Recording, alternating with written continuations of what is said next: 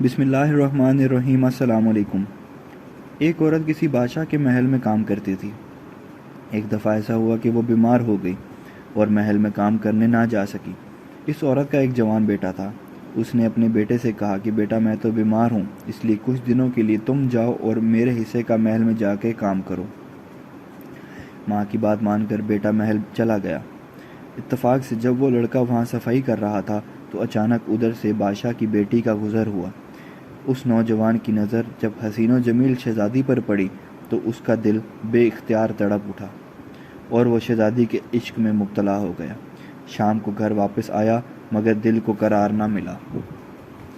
اس نے رات جاگ کر صبح کے انتظار میں گزار دی اور دوسرے دن جب وہ محل میں گیا تو اس کی پہلی تمنا یہ تھی کہ کسی طرح محبوب کی زیارت ہو جائے، مگر وہ اسے کہیں نظر نہ آئی۔ اسی طرح 4 دن گزر گئے۔ ادھر اس کی ماں کی صحت بھی ٹھیک ہو گئی تو اس نے کہا کہ بیٹا میں اب ٹھیک ہوں، آج کے بعد تم بادشاہ کے محل میں نہ جانا۔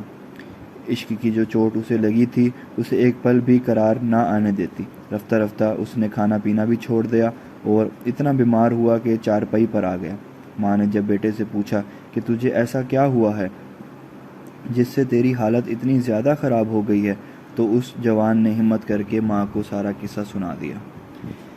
ماں بیٹے کی بات سن کر پریشان ہو گئی اور اسے سمجھانے لگی کہ بیٹا تو اپنی حیثیت سے کہیں بڑی خواہش کر بیٹھا ہے، بیٹا اسے بھول جاؤ، کہاں بادشاہ کی بیٹی اور کہاں ہم غریب لوگ۔ اس نے کہا کہ ماں میں سب جانتا ہوں مگر میرے بس کی بات نہیں کہ میں اسے بھلا سکوں۔ اس کا عشق سچا تھا۔ ادھر شہزادی کے دل میں بھی کچھ جستجو پیدا ہوئی۔ دوسرے دن شہزادی نے لڑکے کی ماں سے پوچھ لیا کہ جب تم بیمار تھی تو ایک جوان جو محل میں صفائی کے لیے آتا تھا وہ کون تھا؟ تو ماں نے اسے بتا دیا کہ وہ میرا بیٹا تھا اور اب وہ بہت بیمار ہے اور بستر مرگ پہ ہے۔ شہزادی نے پوچھا کہ کیوں؟ تو ماں نے کہا کہ اگر جان کی امان ہو تو کچھ بتانا چاہتی ہوں۔ شہزادی نے کہا ہاں بتائیں کہ اسے کیا ہوا ہے۔ ماں نے شہزادی کو سب سچ بتا دیا کہ وہ ایک نظر تجھے دیکھ کر تیرا عاشق ہو گیا تھا اور اس کی خواہش تھی کہ دوبارہ تجھے دیکھے، مگر تم سے نظر نہیں آئی اور اب وہ موت کے قریب ہے۔ شہزادی نے جب ساری بات سنی تو کہا کہ میں چاہوں بھی تو اس کی نہیں ہو سکتی، لیکن ہاں میں کسی بھی طرح اس کی وہ خواہش پوری کر سکتی ہوں جو وہ چاہتا ہے۔ بس اسے گھر جا کر یہ کہہ دو کہ اپنا بھیس بدل کر شہر کے دروازے پر بیٹھ جائے اور اگر کوئی اسے کھانے پینے کو کچھ دے تو کھا لے، ورنہ بھوکا پیاسا بیٹھا رہے اور ساتھ ہی اللہ تعالیٰ کے نام کا ورد کرتا رہے۔ اس طرح لوگ سمجھیں گے کہ کوئی مخلص اللہ والا ہے اور اس کا چرچا اتنا زیادہ ہو جائے گا کہ لوگ اس کی زیارت کو جائیں گے۔ اس طرح میں بھی اپنے باپ سے کہوں گی کہ شہر کے باہر ایک فقیر آیا ہے اور مجھے اس کی زیارت کے لیے جانے دیں، اس طرح سے جا کر میں آپ کے بیٹے کی وہ خواہش پوری کر سکتی ہوں،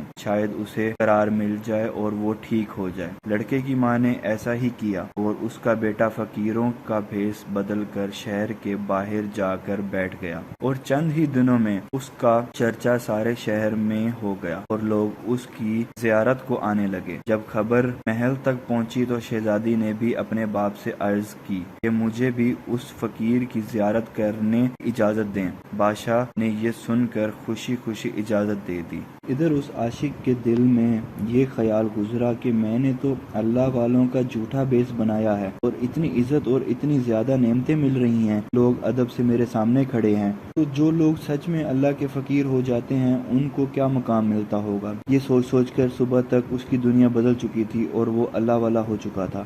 شہزادی جب صبح اس کی زیارت کو پہنچی اور اس کے سامنے آ کر بیٹھی تو اس نوجوان نے نگاہ اٹھا کر بھی نہ دیکھا۔ وہ بہت حیران ہوئی اور اس سے پوچھا کہ اب تو دیکھتا کیوں نہیں؟ تو اس نوجوان نے کہا کہ تجھے کیا دیکھوں، تیرا حسن تو نجاستوں سے بھرا ہوا ہے۔ میرے سامنے جنت کی وہ حوریں بیٹھی ہیں کہ اس دنیا میں جن کی کوئی مثال نہیں، تو نجاستوں سے پاک ہیں اور ان کا حسن دنیا کو روشن کر رہا ہے۔